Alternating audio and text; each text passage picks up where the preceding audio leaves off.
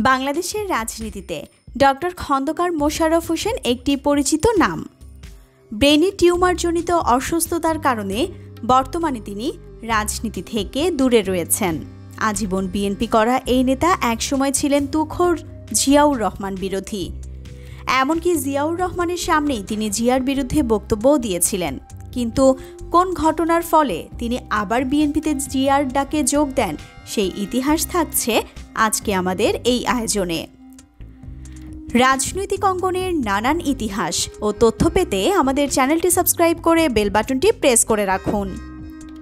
জিয়াউর রহমান যখন সামরিক শাসক, তখন তিনি একবার ঢাকা বিশ্ববিদ্যালয়ে গিয়েছিলেন। প্রেসিডেন্ট জিয়ার আগমনে শিক্ষার্থীরা বিক্ষোভের আয়োজন করেছিল। প্রেসিডেন্ট জিয়া সেই বিক্ষোভের মোকাবেলা করেছিলেন। তার আগমনের প্রতিবাদে সবাই জড়ো হচ্ছিল টিএসসি প্রাঙ্গণে। জিয়াউর রহমান আসার আগেই পুলিশ বিক্ষোভকারীদের ঠেলে দিয়েছিল ঢাকা বিশ্ববিদ্যালয়ের অভ্যন্তরে, বিশ্ববিদ্যালয় লাইব্রেরি এবং আধুনিক ভাষা ইনস্টিটিউট প্রাঙ্গণে। জিয়াউর রহমান টিএসসির প্রবেশপথে এলেন। সাথে সাথে বিক্ষোভরত ছাত্ররা এগিয়ে গেল জিয়াউর রহমানের দিকে। জিয়াউর রহমান টিএসসিতে প্রবেশ না করে বিক্ষোভরত ছাত্রদের দিকে এগিয়ে এলেন। বিক্ষুব্ধ ছাত্রদের পুলিশ হটিয়ে দেবে, লাঠিপেটা করবে, এটাই রেওয়াজ। জিয়াউর রহমান তখন বাংলাদেশ রাষ্ট্রের প্রধান সামরিক আইন প্রশাসক। সুতরাং সর্বোচ্চ নিরাপত্তা তার প্রাপ্য। সবাই মনে করেছিল পুলিশ অ্যাকশন নিবে, অথচ তেমন কিছুই ঘটল না। উল্টো প্রেসিডেন্ট এগিয়ে এলেন ছাত্রদের দিকে। জিজ্ঞাসা করলেন, কি তোমাদের কথা? আমরা দেখলাম প্রেসিডেন্ট এগিয়ে যাচ্ছেন আর ওরা পিছিয়ে যাচ্ছে। আবার প্রেসিডেন্ট যখন ফিরে আসছেন তখন ওরা তার পিছু নিচ্ছে। দু থেকে একটা ইটও এসে পড়ল প্রেসিডেন্টের সামনে। পুলিশ অফিসার এবং সামরিক কর্মকর্তারা প্রেসিডেন্টের নিকটবর্তী হচ্ছে বারবার।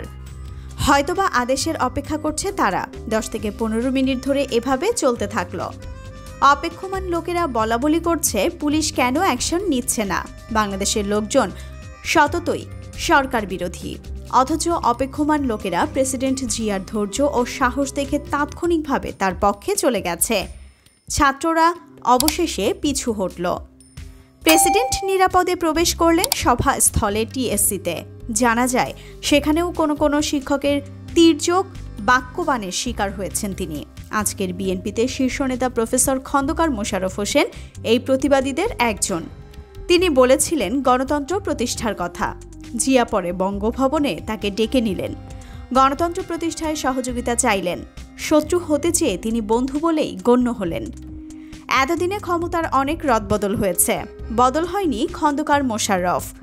অতীতের দুর্দিনে এবং আজকের দুর্যোগে তিনি আছেন জিয়াউর রহমানের আদর্শের শীর্ষ দেশে। মুক্তিযুদ্ধের সংগঠক, প্রথিতযশা ভূবিজ্ঞানী, ঢাকা বিশ্ববিদ্যালয়ের ভূতত্ত্ব বিভাগের সাবেক অধ্যাপক ও চেয়ারম্যান ডক্টর খন্দকার মোশাররফ হোসেন। এরপর 1979 সালে শহীদ রাষ্ট্রপতি জিয়াউর রহমানের আহ্বানে সাড়া দিয়ে রাজনীতিতে সম্পৃক্ত হন। তাকে বিএনপির প্রথম নির্বাহী কমিটির ছাত্র বিষয়ক সম্পাদকের দায়িত্ব দেয়া হয়।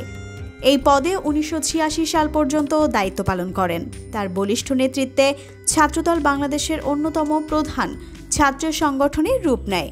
1979 থেকে 91 সাল পর্যন্ত ডক্টর মোশাররফ কুমিল্লা উত্তর জেলা বিএনপির প্রতিষ্ঠাতা সভাপতি ছিলেন। 1986 সাল থেকে 94 সাল পর্যন্ত বিএনপির যুগ্ম মহাসচিব এবং 94 সাল থেকে আজ পর্যন্ত স্থায়ী কমিটির সদস্য পদে অধিষ্ঠিত রয়েছেন। ঢাকা বিশ্ববিদ্যালয়ে অধ্যয়নকালে এই মেধাবী ছাত্রনেতা 1964 থেকে 65 সালে সলিমুল্লাহ মুসলিম হল ছাত্র সংসদের এজিএস এবং 1967 থেকে 69 সালে হাজী মোহাম্মদ মুহসিন হল ছাত্র সংসদের ভিপি ছিলেন। তিনি 91 সালে বিদ্যুৎ, জ্বালানি ও খনিজ সম্পদ মন্ত্রী ছিলেন।